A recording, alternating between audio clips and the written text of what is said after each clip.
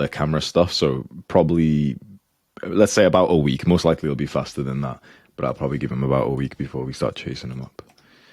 There we go. Let's do this, boys. Who came to the Amsterdam meetup? Type 1 in the chat. Let's have a look. Nice, boys. Who didn't come to the Amsterdam meetup? Let's see who's a Jeffrey. Type 2, yeah. For everyone, type in 2. What was the reason why you didn't come? Let me see. Money. Right. If it's money, then you should be ashamed of yourself. You should be pissed off. You should be really pissed off. Because the guys who came had a fucking sick time. For the guys who typed 1 who came, how was it nice? What did it feel like? Was it good? Fucking amazing. 10 out of 10. The brotherhood. What did it feel like when you guys were there? Anyone who came to the meetup, type it in the chat. Best thing ever. Instant connection. You made friends. You learned things. Awesome. You got like pictures and everything. Anyone who couldn't afford to fly out, be pissed off. Be so pissed off. I'd be fucking like literally like gritting my teeth right now thinking like, what the fuck? Couldn't even afford like what, $100, $200, $500 of being able to fly to a fucking event that you would have remembered for years. I think that's pathetic personally. We spoke a lot inside of the Amsterdam meetup. Like we need to stop doing this bullshit. Participation trophy, you know, cute. Like obviously we never have done that here anyway, but we need to be a bit more aggressive, even more than usual with failures. Like if you couldn't afford to come to an event because you didn't have like the $300 needed to like, you know, fly over and get a hotel for 2 days or a hostel for 2 days, you should be so pissed. You should have that dissatisfaction. If your parents were, we literally had 15-year-olds who just came with their parents. If your parents didn't let you go, you should be dissatisfied with that. You shouldn't just shrug your shoulders and just be like, oh, well, you know, it's fine or whatever. You should be pissed. If you really wanted to come for whatever reason, if you couldn't, apart from like, let's say, I was going to say for like some health reason, but you know what? Even with some health reason, you should be pissed. If there's opportunities that are going around for men to connect with each other, to have awesome times, to work, to make money, and you can't be involved with that because you've got some bullshit that's stopping you, like, for example, your parents aren't letting you go or you don't have enough money to fly, you should feel like dissatisfied with that because it's that dissatisfaction that actually causes you to make some progress. So just for like 5 minutes, I'll recap my experience of Amsterdam. I landed on Wednesday night. And on Thursday, I did 2 podcasts back to back. Like I woke up super early, went to the first podcast, got an Uber directly to the next one, did another one there, the 2, like a pretty big Dutch podcast. The second one was like the biggest Dutch business podcast out there. And then straight away got an Uber to the mastermind place where like 80, 90 of our students were there, gave a massive talk to them, shook hands, took pictures for 3 hours straight, had my cameraman take like amazing content and stuff. And straight after that, Friday, we did our massive outdoor workout, which was it was amazing. Who was there for the outdoor workout? Type 1 in the chat.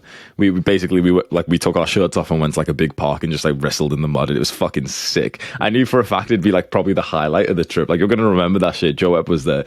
Some of these fucking Netherlands guys are like 6'7", big ass Neanderthal cavemen, bro. I was trying to tackle them, and there was like 6 of us non-Dutch guys on every Dutch person, bro. It's fucking amazing, man.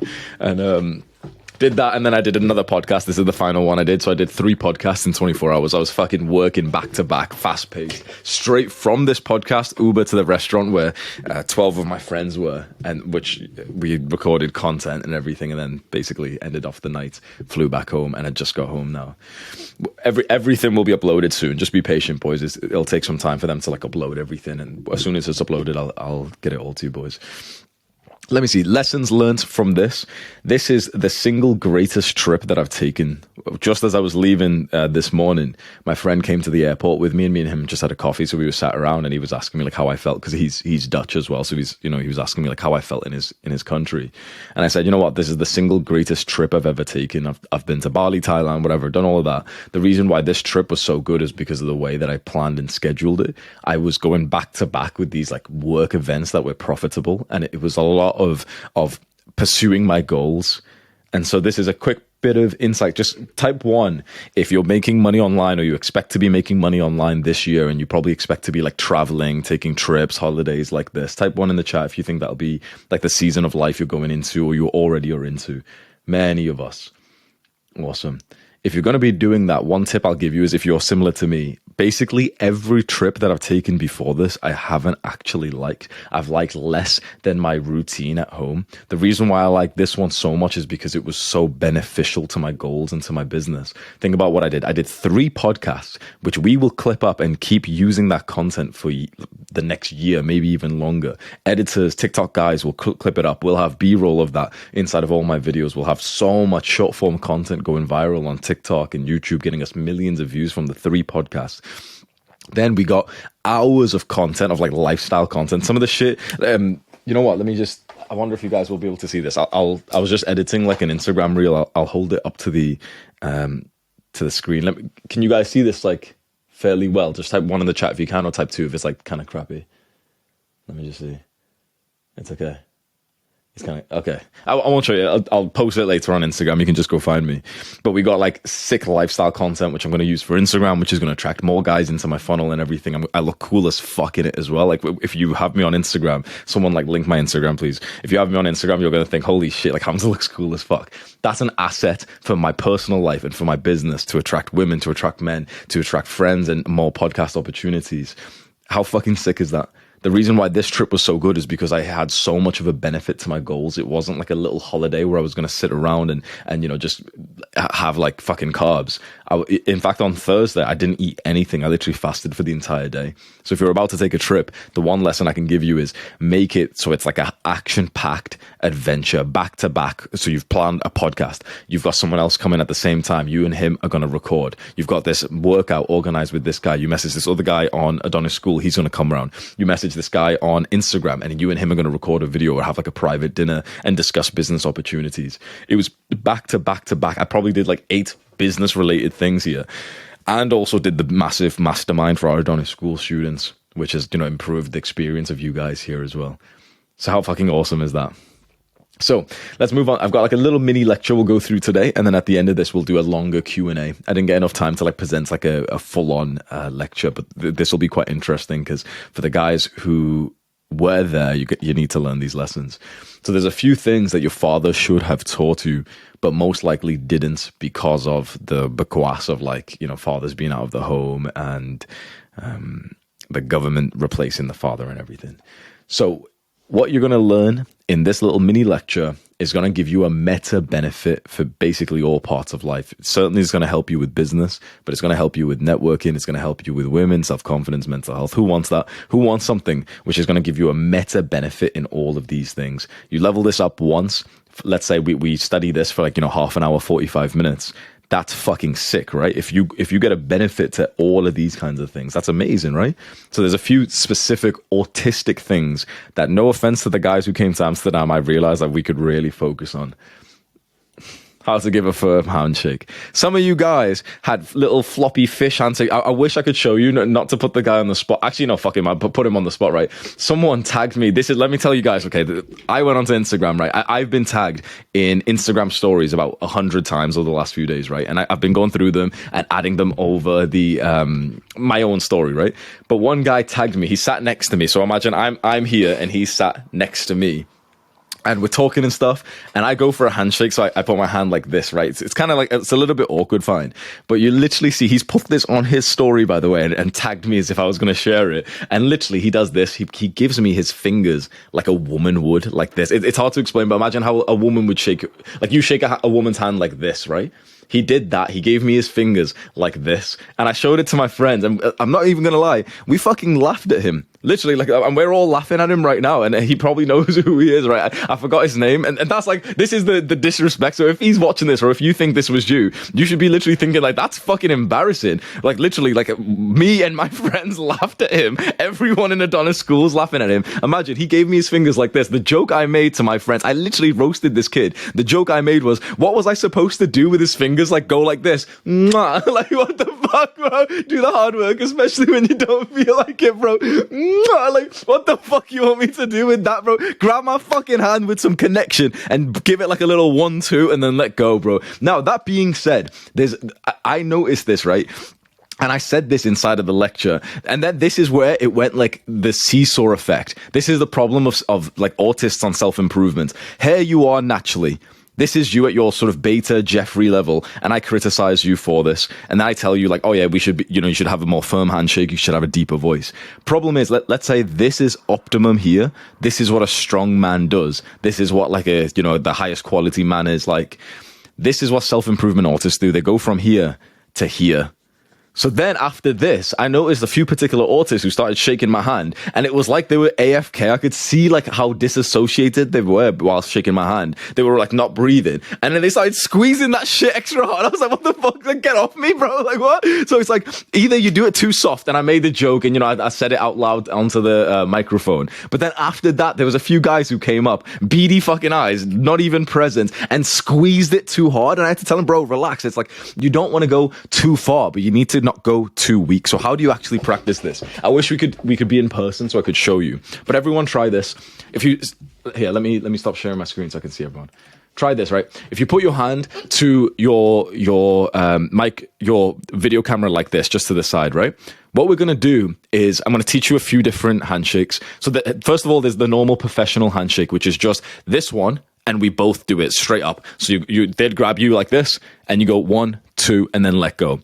That's very important. There's a few autistic guys who literally didn't let go. And sometimes that's fine. If it's like an old friend and you're mid-conversation, you're talking into each other's ear, that's fine. You've got to use your social cues for that. But some guys didn't fucking let go, and it was weird. It's like I had to go slippery fish out of their hand, and that made me feel bad as well. Remember, a handshake is not about getting dominance over the other person. You should never be thinking like, oh, I'm going to, hurt his hand or anything like that. It's about actually building the connection. So if you meet me in real life and you handshake me too hard, I won't like you. Now, if you handshake me like with a floppy fish, like wet fish thing, I'll lose respect for you, but I'll be like, okay, he's just like a weak modern man, fine. But if you handshake me too hard that it hurts my hand, I'll dislike you. The point of the handshake was actually to establish a bit of a connection. So we stuck our hand like this. If we're going professional mode, we look each other at the eyes, not the hand, and we give each other like kind of like a firm, like you grab it a little bit, but not too hard. Just like imagine, try this with your other hand, about that much. Put in like just a little bit. There should be a bit of pressure that you feel it. You feel it being squeezed a little bit, but it doesn't hurt at all. 1, 2, let go. Let go at the same time. That's a normal professional handshake. Here's the thing. When you're young, often you don't do these. If we do like a business mastermind, I like to do formal handshakes for that, unless if we're already friends. If we're being a bit more friendly or we're in more of like a sort of hype, like young man's mood, this is the sort of other handshake. So you go like this instead. So try this. You go this way. So it's almost like a diagonal, and we're going for a connection like this. And then here's the thing. Many guys after that go like, again, slippery fish and like try and escape. After they pull their fingers back, come back here, bro. This is what you do. You go for the connection like this, and then you go for the handshake afterwards. 1, 2, then you let go. So that's where it gets tricky because you might miss or whatever. So I'll give you the golden rule. If you ever mess up a handshake, acknowledge it straight away and just laugh about it like, oh man, we've got to do it again. The guys who mess up a handshake and I just see them freeze, it's like it's so awkward to be around that guy, and they don't know what to do with their hands. They just got their hand like up like that whilst we talk or something. Like, it's fucking weird, right? So if you ever fuck up, like for example, I'm going for this, you go for this by accident and we fuck up a little bit, or we both go for this but we kind of miss each other's hands, I'll be honest, most of the time I go for this one, I actually miss because I look at the person's hands, and so often my accuracy is not that high, so I'll miss. But I'll laugh about it, be like, oh, damn, bro, we got to do it again. Hold your hand still, right? Boom. You can make the joke, and suddenly it's not awkward or embarrassing. If you ever miss it, laugh at it, and don't get the whole like scared, traumatized kid who thinks like daddy's gonna beat him. Like we're past that stage, bro. You're not a child anymore. So this sideways one is for when you're more of, let's say, friends and in more of like an informal place. It really depends. Let me tell you a few places. Like when I went to Iman's place in Dubai in 2022, I went like fucking autist self-improvement mode, right? So he came up cool and went for this.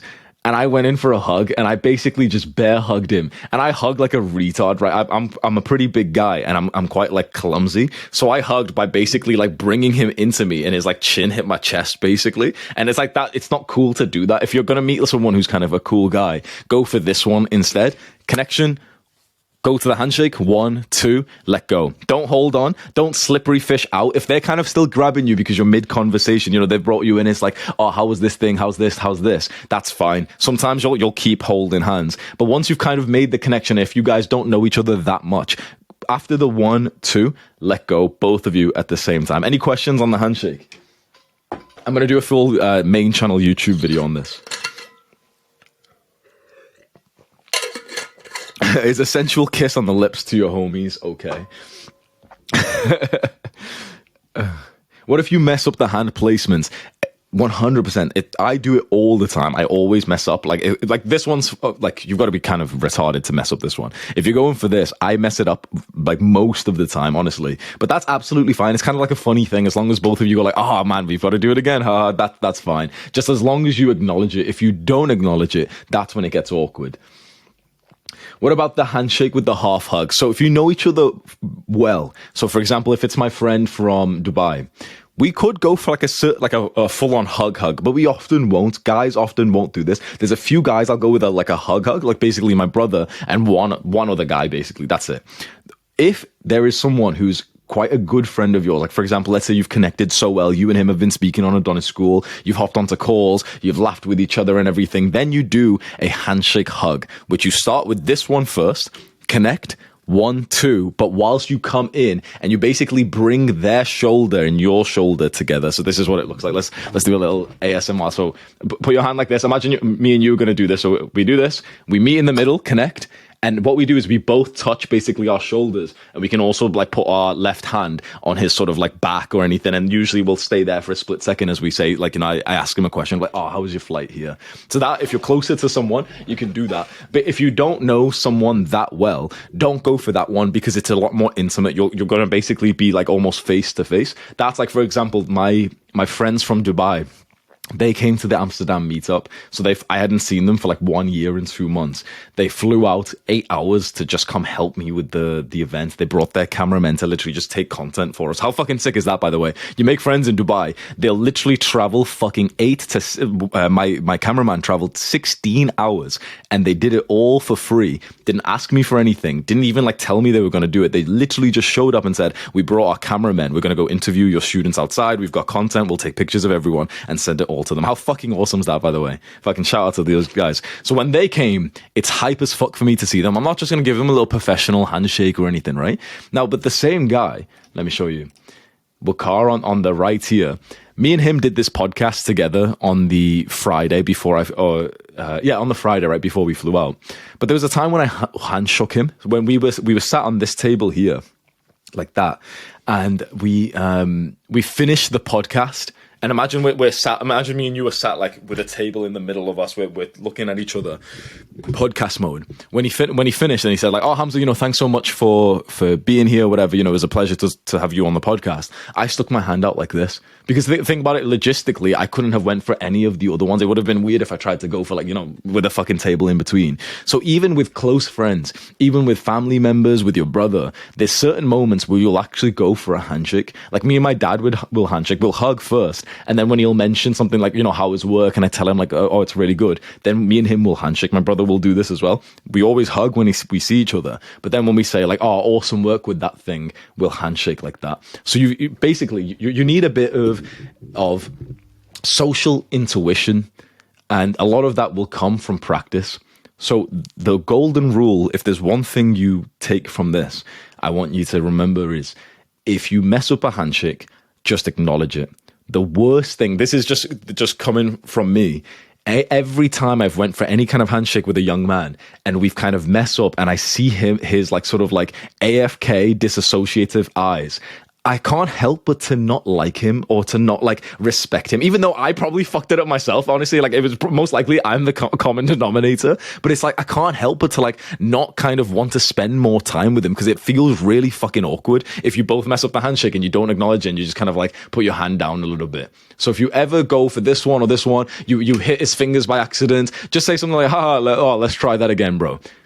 Easiest thing you can do, which Willie Z just said, is just go for the fist bump. So sometimes that's way easier. In the gym, I always go for the fist bump. Again, if it's a good friend. If it's a good friend, then I always go for this one with that little hug thing. That's fine.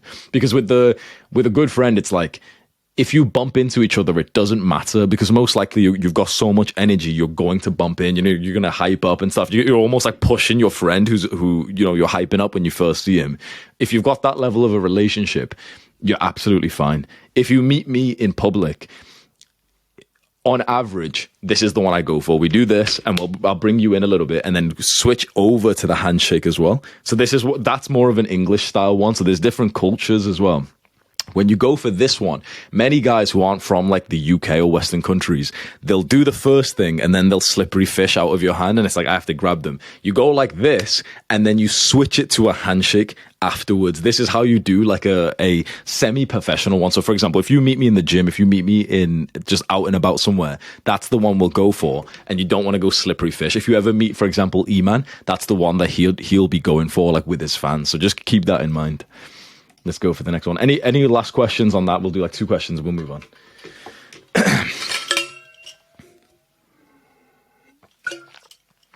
It is autistic as fuck to teach this, it's autistic and it's fucking sad. Honestly, like I had the idea to make a YouTube video with this advice.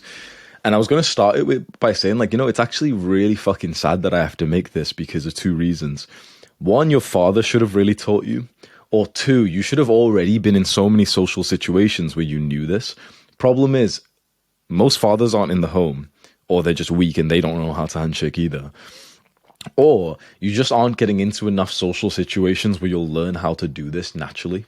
This is why I'm personally becoming so much more social this year and going on these trips. And I'm also inviting you guys along to every place that I'm traveling to. I'll do a meetup and I'll do like one of these things where you can get to know other guys and you can like stand up straight and learn how to interact with them. Because what the fuck is the point of the money if you can't even be friends? Honestly, like who would want $1 billion if you could never have any friends or human interaction again? Who the fuck would take that? Of course not. If you wouldn't take that deal, you know what you've just acknowledged? Learning this stuff is worth $1 billion. How interesting is that? Learning how to communicate with humans, with other people, like learning how to handshake, is literally worth $1 billion then. That's fucking huge, isn't it? So make sure you take this seriously. I know it sounds a bit silly, like, it's a autistic handshake lecture. But we've remembered what it's been like to not actually feel social or integrated with like any kind of friendship group. How does that feel for the guys who remember that in like high school where, you saw other people have friends, but you didn't really fit in with that? How did that feel? It's fucking awful. Absolutely fucking awful. And just the simple moments. How does it feel if you come into a friendship group or a circle? For the guys who came into Adonis school, into the Amsterdam meetup, and felt like you actually did quite well there socially, how did it feel when you were basically connecting with each handshake? Was there anyone in the live call right now who did that? You came to the Amsterdam meetup and you felt quite socially confident there. How did that feel? Let me know in the chat. Like a G. Feel fucking awesome. You feel like almost mentally relaxed. You feel confident. It's got to feel fucking nice, man. We all remember those days where we didn't have that. Jafet said it felt awesome and relaxed. Yeah, you looked really confident. You looked very respectful there, bro. Adam said it felt amazing. Just bear in mind, you don't want to be here. You also don't want to be here. Don't go full autist mode, okay? I handshake any of you motherfuckers who squeeze my hand, I'll be pissed, okay? It's not a power play. Sometimes you see, like, Donald Trump does the power play. That's a different level, and it's for a different reason. When you're handshaking friends, and you're handshaking, like, let's say me or other Adonis school guys, you're not trying to have a power play over them. People don't like the guy who goes, like, too hard with the handshake because he's got this autistic, like, oh, yeah, I'm a strong man kind of thing. People don't like that. You don't want to have a weak handshake, but if it hurts the other man and he feels too much of, like, a sort of tension in his hand, it'll make him feel kind of negative about you. Everyone will kind of resent you in that social situation. So when in doubt, have a little bit of pressure on the other person's hand, but don't squeeze it. Don't make it to the point where his fingers curl upwards. So it's like if his hands go like this, you've pushed too much. It should basically, his hands should look the same as when you're handshaking it like that. If you want to have a representation, I'll post the reel straight after this. I was almost editing it then, and just have a look at my Instagram. There's like a reel I'm going to post where I'm handshaking a bunch of people, and you'll see like the sort of connection we both made. So then along with this is how to fit in with strong men. So I noticed some guys in the Amsterdam meetup really fit in. They were almost like social butterflies. Everywhere they went, they had 3-4 guys around them. And then I also noticed a bunch of young guys who basically were kind of awkward and reserved and, you know, in the corner alone, and they kind of would want to join in a group, but they weren't like very accepted. And what was interesting was I noticed that there was no consistency with how that guy looked. You know, the first thing I like, what would you say? How to fit in with strong men? It's like, oh yeah, well, be a strong man, right? The first thing I'd love to say is like, oh, well, get into shape. If you've got muscle, you'll fit in. I saw some guys who actually had muscle who didn't really fit in that well. This is the thing, the problem with these like YouTube videos where the guys only tell you about muscle and money. You need other things. You need personality. You need this sort of like social charisma where you fit in and you have this energetic energy about you from non-neediness, and then any kind of value that you can give. Let me break these down. So you need both of these. And this is how you fit in. First and foremost, you need non-neediness. Many guys who meet me, I'm just going to be totally honest, just type 1 in the chat if you came to the meetup again. Let me see how many guys came. Type 1 if you came to Amsterdam. Let's see. So about 100 guys came to the workout. I think about 80 came to the mastermind, right? Visualize 2 best friends. That's fucking sick. Yeah. Basically, you know how in the red pill course I said, visualize the double blowjob so that you aren't needy with girls. If you're quite needy with guys, and you probably know if you are, right? Visualize you've already got 2 best friends, bro. Visualize you've literally already got like 2 amazing friends, and then act like accordingly. Because I'm going to be honest, I will never get close to a needy guy. Never, ever. And I will be totally fucking honest, at least 25% of you, maybe about 50, are needy as fuck. Every time I meet a fan, 1 in 2 or maybe 3 is just needy. I just feel the energy and I don't want to be around you. And then I have to remind myself consciously of like, oh no, but this is a fan. He's a young guy. He's respectful. He's bought your fucking program. He's a customer. I have to tell myself to be nice to you. What would you prefer? Would you want me to have to cue myself to do that? Or would you just prefer me to actually just fucking like you straight away? Of course, the second one, right? If you're needy, I personally can't fucking like you. I have to like manually tell myself. And the thing is, I'm actually quite a social, charismatic guy. Like I've practiced this shit. Other people are really going to be fucking rude towards you. So you want to get rid of this neediness, and the problem is, how do you get rid of it if you are genuinely fucking needy? If you basically don't even have that many friends right now, if you've been bullied in high school and you do actually have this huge need to get more connection with others, how do you act in these social events where you don't appear needy and desperate for other people's validation?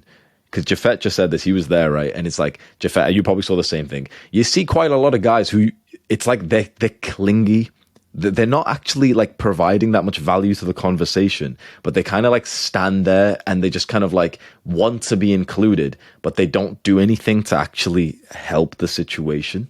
And it's brutal to say this, but like, I wish someone said this about me like 5-6 years ago. So I sound like an asshole. I sound like I'm insulting and stuff, and I basically am. But I wish someone actually had this tough love and actually said this to me. Jafet just said, stand there, NPC eyes and quiet, felt creepy. That's exactly, let me write that fucking down. NPC eyes is a really fucking good phrase there. Let's write down what the wrong thing is. NPC eyes, that's a fucking good phrase. Felt creepy. Imagine having that effect on a guy who thinks you made him feel creeped out. I'm 6'1" and I can fight. Jafet's taller than me, so he's a fucking big, tall black guy, bro. If he's saying that he felt creepy by some of these guys, you've got to think of how like negative that energy could be that you might be giving off to other people. This is so important. Now, the thing is, when you're on self-improvement and you're reading these books on like social skills, the problem is you can push off too far on the right side. Who feels like they can relate to that? Where you're not a total Jeffrey, but you're almost like an autist of like how much you think about eye contact and body language, and you watch all these videos and you're almost obsessed with like, I got to get it all right. You know, you're on the far side of this now. Who relates to that? Because I certainly was there myself for a long time. I had to go more extreme and then kind of pull back into more of like a natural state to begin with.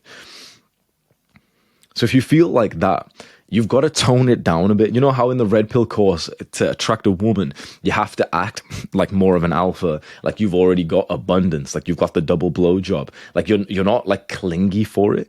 You need the same thing where you're not desperate for anyone's validation, including my own. In fact, we can move on to the next bit here, because this is what I was going to just say, is how to act around your role model. So this one is specifically with groups of other guys, and this one's basically like with me. Let me tell you a story, right? Around the time I went to Bali, I actually started to ask myself, why is it that I become friends with certain fans? Certain fans, they come to my events, you know, my meetups or something, and I will ask for their Instagram, and I will start to invite them to more private things I'm doing with my friends. And I'm always interested, why is it in every meetup I do, there's usually one or two guys that I literally take their numbers down, when most of the fans there would love to take my number or my personal Instagram. And there's a few guys that I do it with. Why do you think it is? But what would it be? Write it down. What are the traits of the men that I've actually wanted to connect with? Write some ideas down and let me see. Authenticity, they have shit going on. Status, value, not needy. Presentness, they're sick. Charisma, abundance, successful, they have a purpose. Alpha male. Unneediness, interesting, detachment, they provided value, non-needy. They don't treat you like an entity. That's a big one. If you treat me like a celebrity, I have to treat you like a fan. If you put a woman on a pedestal, she has to look down upon you. Now, this doesn't mean that you should try and like, you know, neg me or any weird shit like that. That you should try and like not act like I've helped you, for example. Because there's been the guys I've connected with, every single one of them, even my friends from Dubai, rich guys who are richer than me, they still look me in the eyes and say, oh, you changed my life. You changed my little brother's life. They still say those things, but there's a different energy. What you may have noticed is what you say has like less than a 10% effect. It's the energy behind it. It's like your body language and it's your intention with it.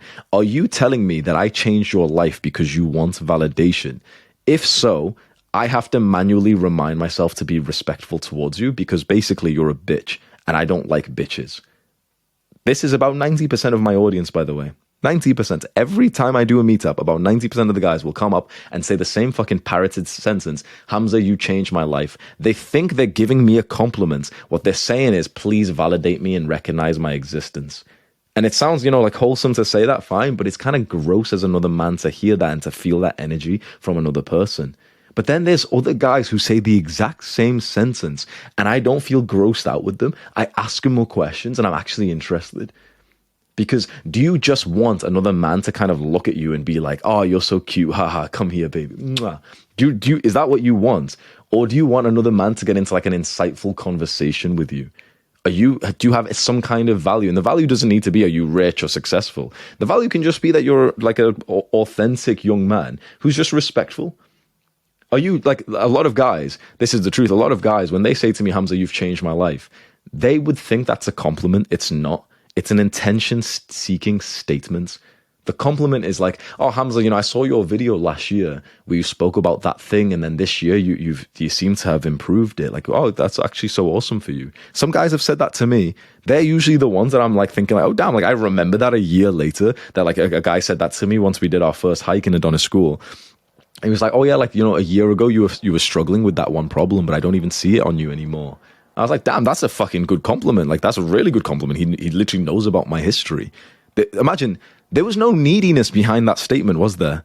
He wasn't trying to get my validation. He just said, out of respect, like he basically put himself almost on a pedestal where he was like acting. He had the frame that his compliment would be valuable to me.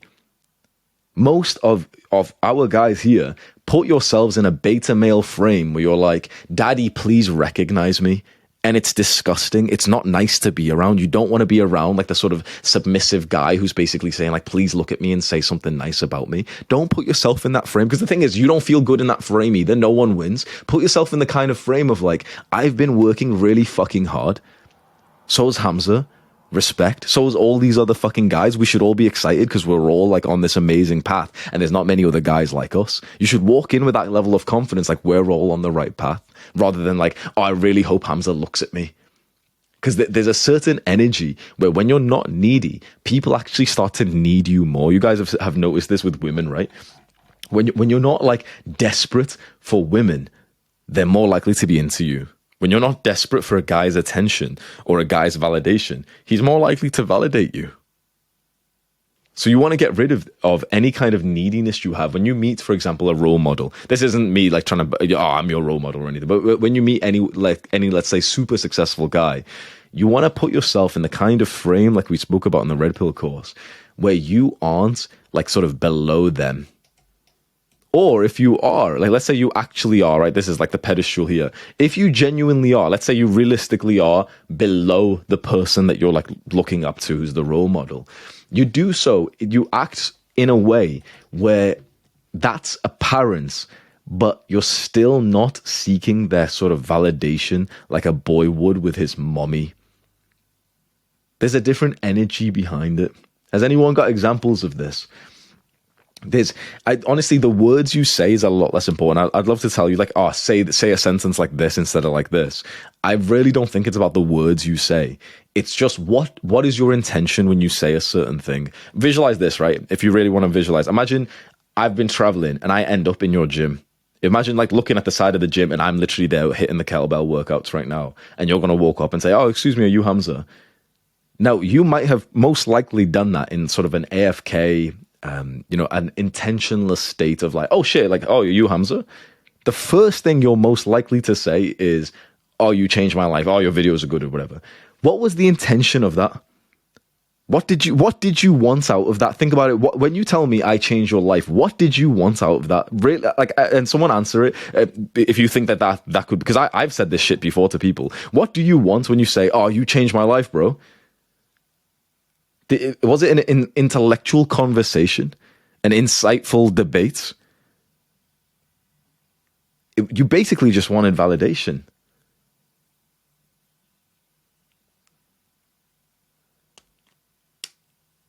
It's very interesting, isn't it?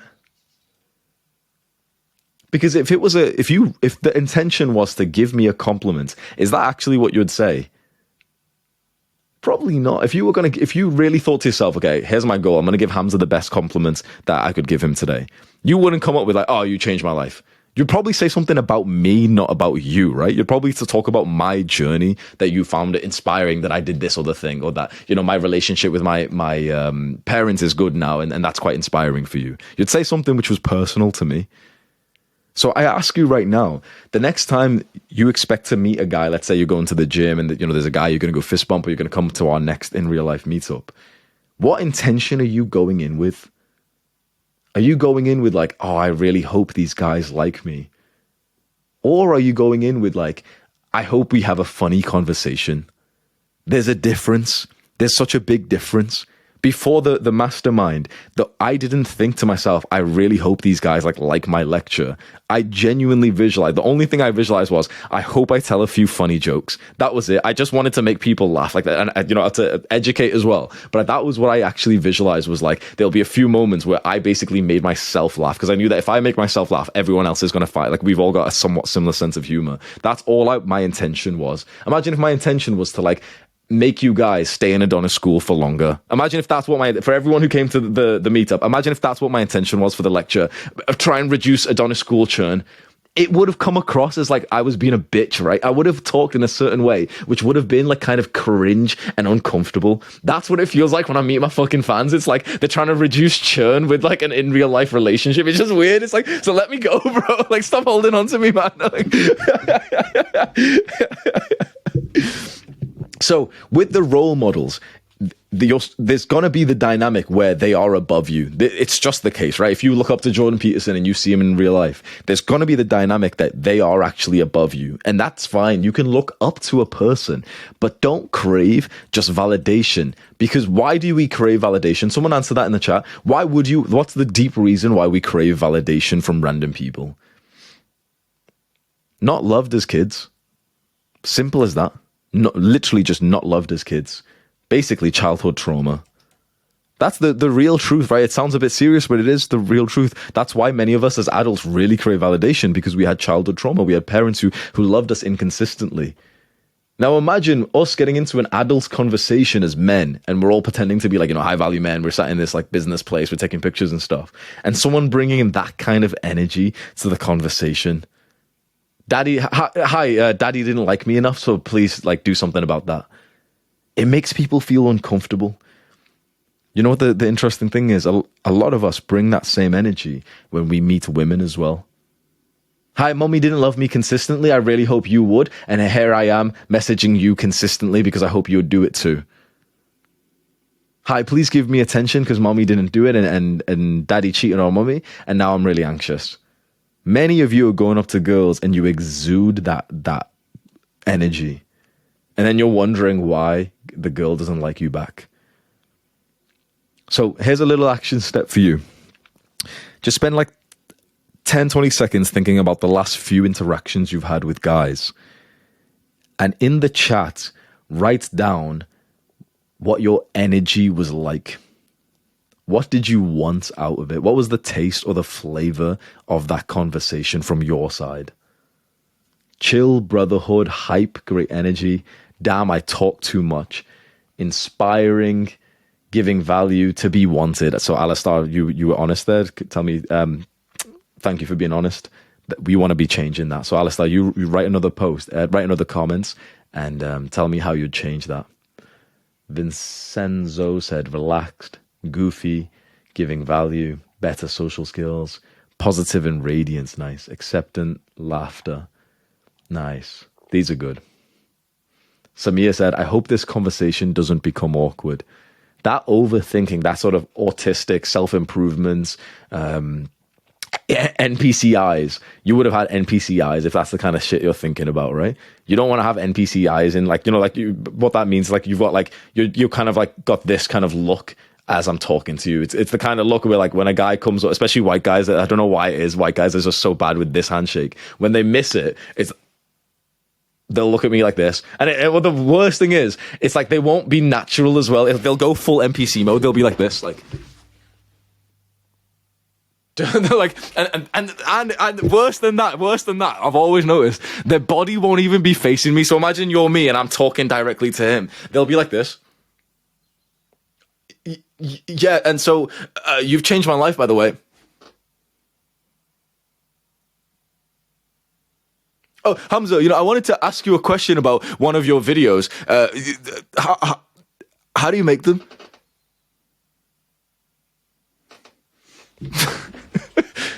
That's the average experience that I have, bro. Who wants to have that kind of effect on another man, bro? You need to have a little bit more of this like social lubrication, nonchalance, non-neediness, and just try to be aware of your energy. The reason why this is so important is because I still fuck up on this all the time, by the way. I still become aware that my energy is quite needy towards the person that I'm next to. So I'm quite aware of this. There's been times, I can't think of a specific one, but there's been times when I'm next to someone and I'm thinking like, oh damn, like I've changed my voice to be more like theirs. I want him to be like nice to me. I want him to like look over at me. It still happens to me. Of course it does. It's like in general, you always want the validation and the attention of guys who are more successful than you, girls who are really attractive and stuff. You always do. But you get that when you don't act like you need it. You get it when it just feels like you're more of a giver rather than a taker.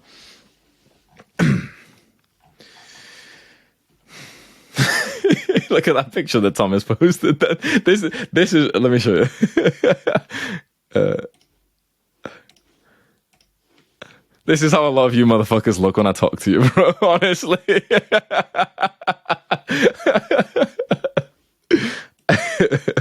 I wanted to just go back to this one. So this is specifically with, you know, the guy you're looking up to, like the YouTuber or whatever.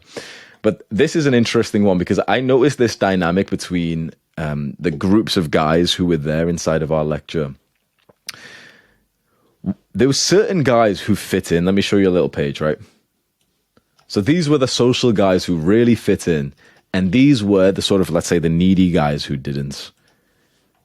What do you think for the needy guys? What were their characteristics like? Let's write a few down and then we know what to look out for. We know like what to avoid. Imagine, okay, we're in this Amsterdam meetup. We're all in the same place. What if we observed the needy guy? What would we see? Yeah, so we'll say NPCIs is a big one. I wouldn't say bad posture, you know. I wouldn't even say attention seeker. Overthinking 100%. You can tell that they're analyzing. They've got intellectual brain. So for this one, type 1 in the chat if you feel like you relate to this. You're an overthinker. You analyze quite a lot. You're an intellectual. I am as well, so I'll type 1. For everyone typing 1, there's a piece of advice that no one online has given before, but it's so fucking powerful. Just turn 50% of your brain off. It's just that simple. When you're in a social situation, and it's especially more of a vibrant social situation, so what that means is it's like kind of you're hanging out with girls, you're in a party, you're in a big event. It's not like a one-to-one intellectual conversation.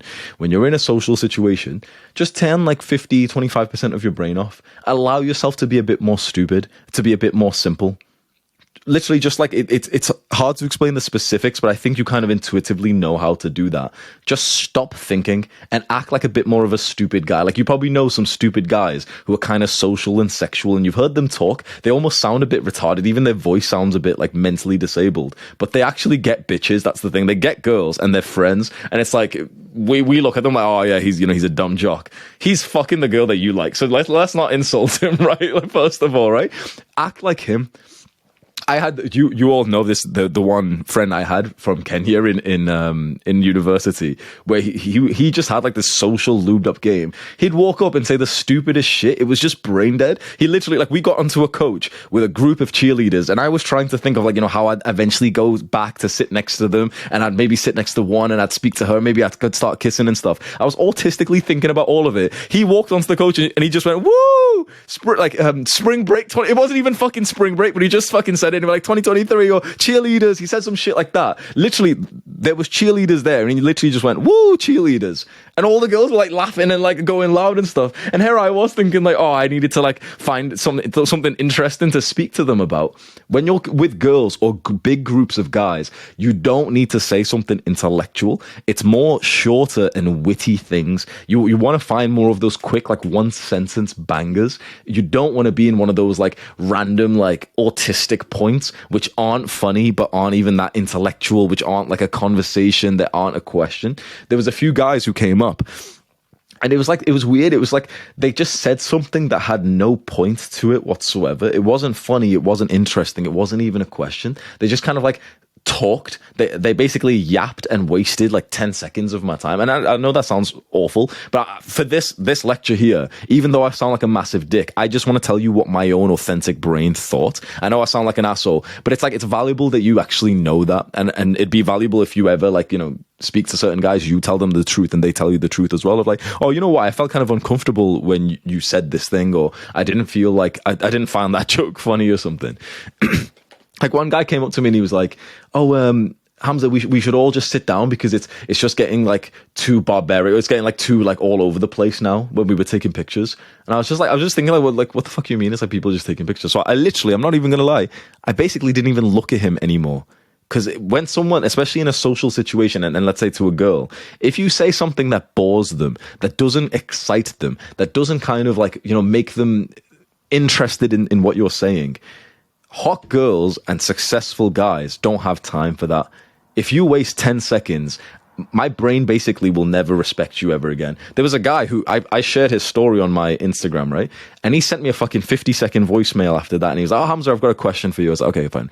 And he starts telling me fucking details and random shit and, you know, flipping around points. And so I've got this thing and this thing and this thing. It gets to 30 seconds in and I literally said the words out loud, what a cunt. And I swapped off. And he was actually like a pretty fucking nice guy as well. And my brain literally thought, what an actual dickhead that he spent 30 seconds basically like he didn't say any kind of good details. He just yapped a little bit and wasted time. People do that on voice notes. That's what like the brain of a hot girl and a successful guy thinks. If you waste time, 30 seconds saying some random bullshit, they won't like you. They'll literally think he's such a dick and they won't even realize how aggressive their own brain is being to you. So you want to make sure you're way more concise. Like what we said in the Red Pill course, talk less. When you're with a hot girl, when you're with a successful guy, when you're with strong men, talk less. Unless if you have, let's just say, top tier social skills, storytelling and stuff, that can be fine. You can tell a story, you know, 2 minutes long and whatever. But in general, if you talk less, you have less of a chance to step on your own dick. Who knows, like, who feels like on our calls in Adonis School when we bring students up, most guys still, even though I talk about this all the time, most guys still need to be more concise. Who feels like that? I 100% do. This is why I often don't like bringing students onto the stage, because every now and then we'll have a student who's really good and he speaks with like fluency and he asks me the question within like 30 seconds and then I bounce off. I ask him for more information. It's a conversation.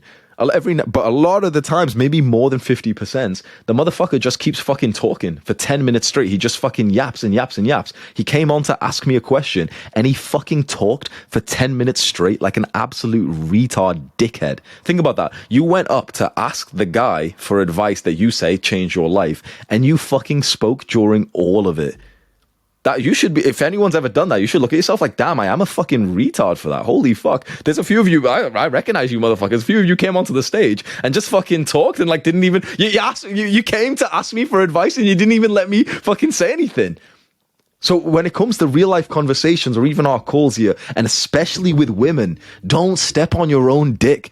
I promise you right now, you want me to make a statement that I will fucking bet on. I promise you, you will fuck 5, at least double if you talk half as much. Did you go on a date with a girl to fucking talk, or did you go to actually connect with her? Which one? Which word? Talk or connect? I'm telling you, you will literally have twice as much sex. You will have twice as much respect from men if you talk half as much. You know why? Because when there's something that I need, let's say, more details from you. Let's say you come onto a coaching call and you've told me something. I need more details. Guess what I'll do? I'll ask you. I'll literally just ask you for more details. About 80% of the time, I don't need as much details as you think. So I say, at least I'd say about 80% of guys that I speak to are nowhere near as concise enough. Nowhere near. My brain is a fucking asshole. You guys know this. I talk very unfiltered to you. Many other like successful guys, and especially women, they won't tell you the truth. So I'll tell you the truth. Around 80% of the conversations I have with young men, my brain is actually mean to you because I can't help but just to think like, bro, just shut up, man. Holy fuck, like I could have answered your question, but you keep fucking yapping. I don't need to know. And if you're going to ask a question, ask the question and then just stop speaking. If you're going to ask a question, it's like you're asking the guy who's got the wisdom. The point is that guy should be speaking. On the dates, the point is the girl should be speaking because girls connect when they speak.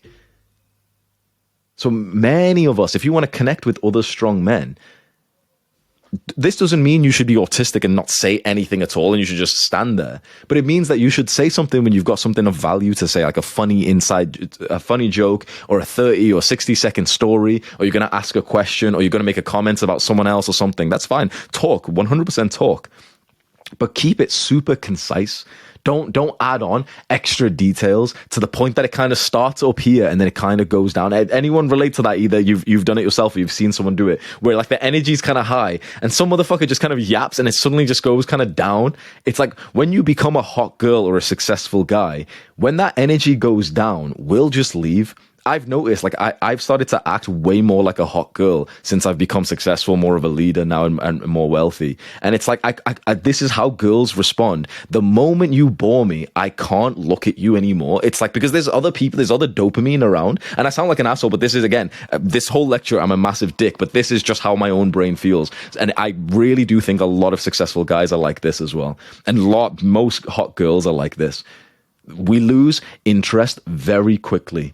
And other guys that you look up to who are successful, like, for example, let's say all the guys here who have got a six-pack, who have been training hard as fuck, you value your time, right? Type 1 in the chat if you really fucking value your time. You train fucking, like, you've optimized every fucking minute of your day. So when there's a dickhead who keeps fucking yapping, you, like I sound like an asshole, but you feel it as well. You can't help but to dislike that motherfucker, because it's like he's just wasted like 6 minutes just fucking saying stuff that no one needed to listen.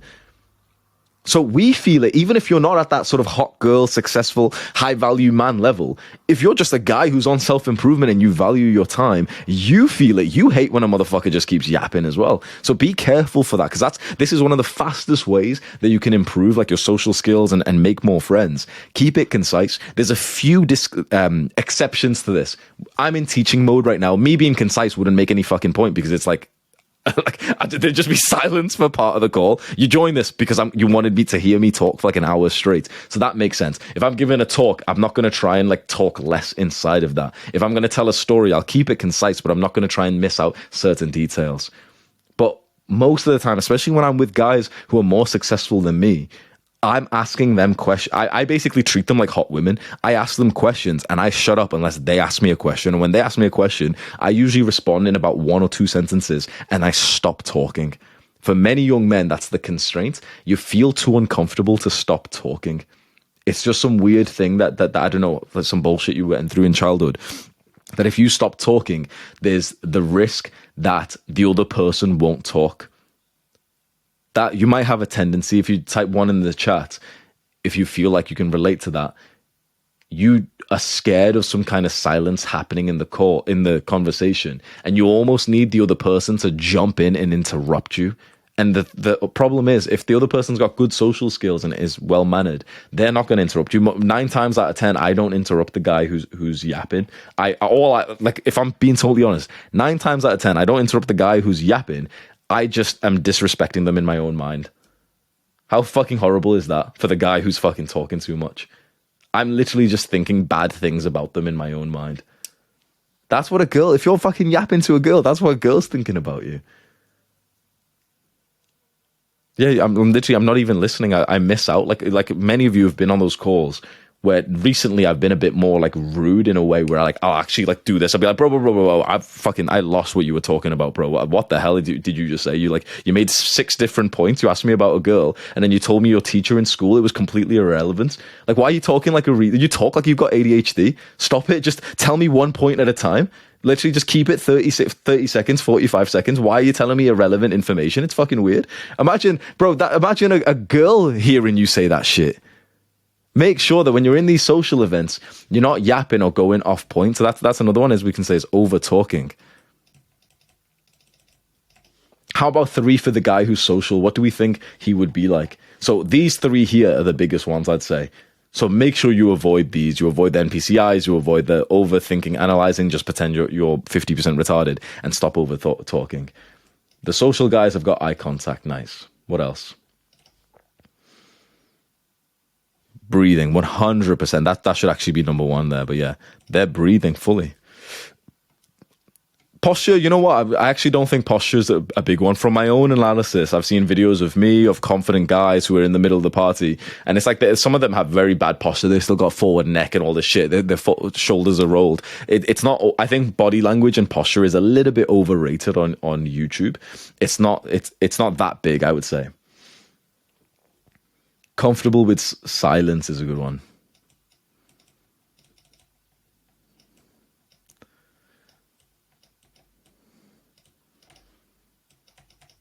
Concise. What else? Focus yet relaxed. That's a really good one, man. So they're focused, they're present, but they're not rigid. Focused and flexible.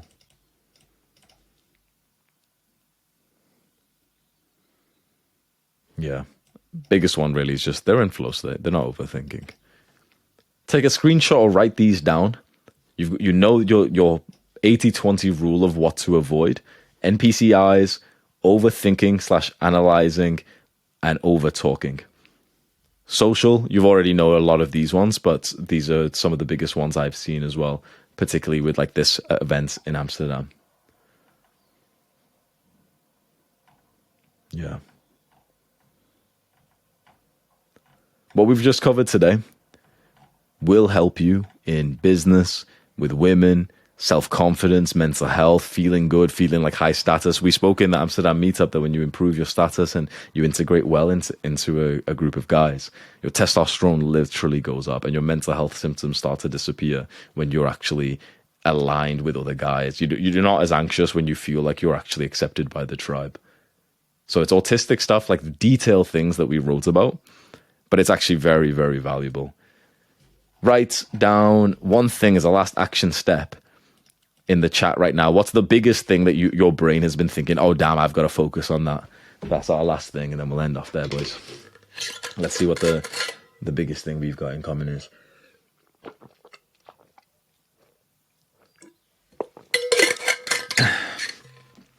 Talk slower, talking less, overthinking, breathing, turning your brain off. Don't overthink a conversation, acknowledging a messed up handshake, saying something valuable, learning to speak better English, happiness, don't be needy, eye contact, overthinking. There we go. You've got at least one thing. Every single one of us has got at least one thing we can all improve on. Awesome, boys. We'll leave it there. I'm going to unmute everyone. Next meetup will be, I'm doing 2 this month. At least 1, actually. I'll double check for the second one. I'll announce the details soon.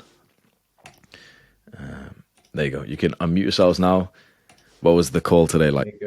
Let's go, boys. Nice one, guys. Thank you, boys. Thank you, guys. Nice one, guys. All right, I'm going to hop off, boys. Thank you for having me. Thank you for listening in today. Take care, everyone. All right. Let's go get it, boys.